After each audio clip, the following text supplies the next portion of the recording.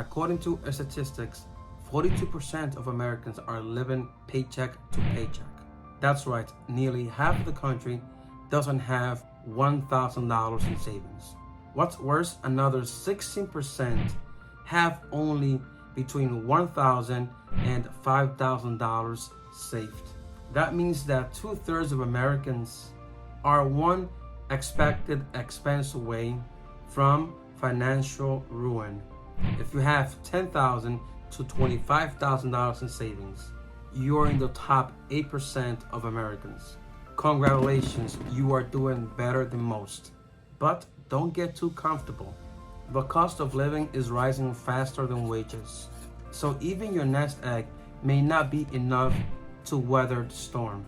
Simply because in the grand scheme of things, $5,000 is not a lot of money. It's not even enough to buy a house in the 1950s when a home just cost $12,000. But for every 6 out of 10 Americans, that's all they have saved. That's right, a total of 58% of Americans only have $5,000 in savings. There are several reasons for the rising cost of living. We are not just talking about the increase of luxury stuff like cars, gas, and a golden plane ticket, but the price of basic necessities like food is rising faster than inflation. High housing prices make it difficult for people to afford a home. Plus the high cost of healthcare, which in my opinion, every single person in the United States should be covered by healthcare. But the price of it keeps going up year after year. And do not let me get started on education. The cost makes it nearly impossible for regular people to get an education. Income inequality, the gap between the rich and the poor, has been growing in recent years.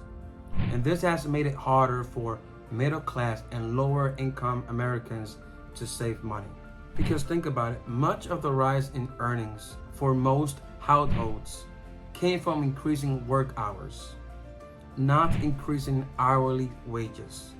In 2022, the average CEO made 351 times more than the average employee.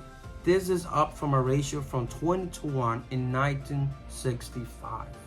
So that means that the current CEOs are making more money than the CEOs from the 70s and 80s and 90s. That's how much money they're making these days. And one more thing that we gotta take in consideration is that the decline of unions, manufacturing, job going overseas, shareholder primacy that leads to focus on maximizing profits at the expense of you and me, the employees. And I could go on and on and on about this disparity between the rich and the working class. We as Americans, we are facing a number of financial challenges, including high debt levels and a lack of financial education. Many people do not know how to save money effectively, and they may not have a budget or know how to invest their money. Look, I'm not here to judge. I'm not perfect either. But I do know this. There are forces that do not have your best interest at heart. They want you to stay in debt and never to be able to save for your future.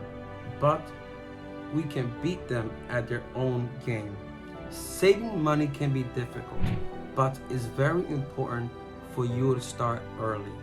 The sooner you start saving, the more time your money has to grow.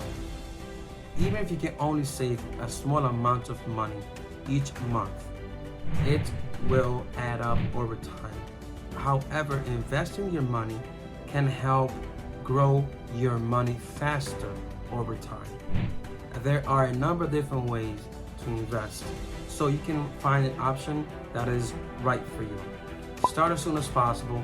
Time is your greatest asset. Don't spoil it. Hey everyone, thank you for watching, and I hope you find this message helpful. If it did, please don't forget to subscribe, like, comment, share, and if you don't like the message as well, just dislike it, okay? Just be part of the conversation. Thank you so much, and I hope to see you on the next schd channel.